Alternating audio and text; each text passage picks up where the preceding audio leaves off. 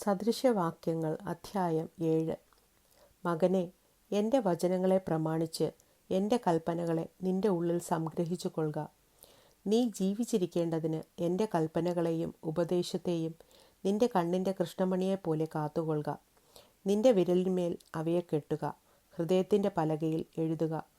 ജ്ഞാനത്തോട് നീ എൻ്റെ സഹോദരി എന്ന് പറക, വിവേകത്തിന് സഖി എന്ന് പേർ വിളിക്കാം. അവ നിന്നെ പരസ്ത്രീയുടെ കയ്യിൽ നിന്നും ചക്കരവാക്കു പറയുന്ന അന്യസ്ത്രീയുടെ വശത്തു നിന്നും കാക്കും. ഞാൻ എൻ്റെ വീട്ടിൻ്റെ കിളിവാതിൽക്കൽ അഴിയിൽ കിടയിൽ കൂടി നോക്കിക്കൊണ്ടിരിക്കുമ്പോൾ ഭോഷന്മാരുടെ ഇടയിൽ ഒരുത്തനെ കണ്ടു. യൗവനക്കാരുടെ കൂട്ടത്തിൽ ബുദ്ധിഹീനനായൊരു യുവാവിനെ കണ്ടറിഞ്ഞു. അവൻ വൈകുന്നേരം സന്ധ്യാസമയത്ത് ഇരുട്ടും അന്ധകാരവുമുള്ള ഒരു രാത്രിയിൽ അവളുടെ വീട്ടിൻ്റെ കോണിനരികെ വീഥിയിൽ കൂടി കടന്നു അവളുടെ വീട്ടിലേക്കുള്ള വഴിയെ നടന്നു ചെല്ലുന്നു. പെട്ടെന്നിതാ വേശ്യാവസ്ത്രം ധരിച്ചും ഹൃദയത്തിൽ ഉപായം പൂണ്ടുമുള്ള ഒരു സ്ത്രീ അവനെ എതിരേറ്റു വരുന്നു. അവൾ മോഹപരവശയും തന്നിഷ്ടക്കാരത്തിയുമാകുന്നു.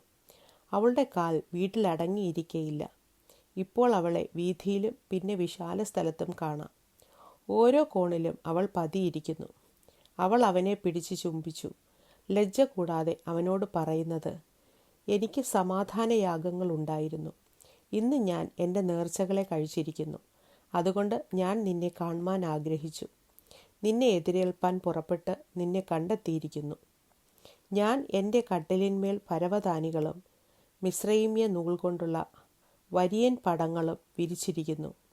മൂറും അകിലും ലവംഗവും കൊണ്ട് ഞാൻ എൻ്റെ മെത്ത സുഗന്ധമാക്കിയിരിക്കുന്നു. വരിക, വെളുക്കും വരെ നമുക്ക് പ്രേമത്തിൽ രമിക്കാം. കാമവിലാസങ്ങളാൽ നമുക്ക് സുഖിക്കാം. പുരുഷൻ വീട്ടിൽ ഇല്ല, ദൂരയാത്ര പോയിരിക്കുന്നു. പണമടിശീല കൂടെ കൊണ്ടുപോയിട്ടുണ്ട്. പൗർണമമാസിക്ക് വീട്ടിൽ വന്നെത്തുകയുള്ളൂ.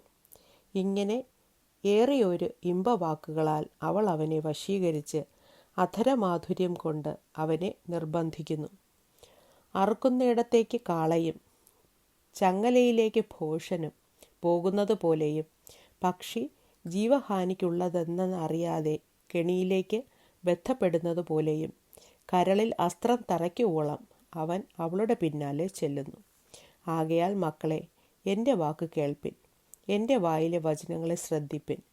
നിന്റെ മനസ്സ് അവളുടെ വഴിയിലേക്ക് ചായരുത്. അവളുടെ പാതകളിലേക്ക് നീ തെറ്റിച്ചെല്ലുകയും അരുത്. അവൾ വീഴിച്ച ഹതന്മാർ അനേകർ, അവൾ കൊന്നുകളഞ്ഞവർ ആകെ വലിയൊരു കൂട്ടമാകുന്നു. അവളുടെ വീട് പാതാളത്തിലേക്കുള്ള വഴിയാകുന്നു, അത് മരണത്തിൻ്റെ അറകളിലേക്ക് ചെല്ലുന്നു.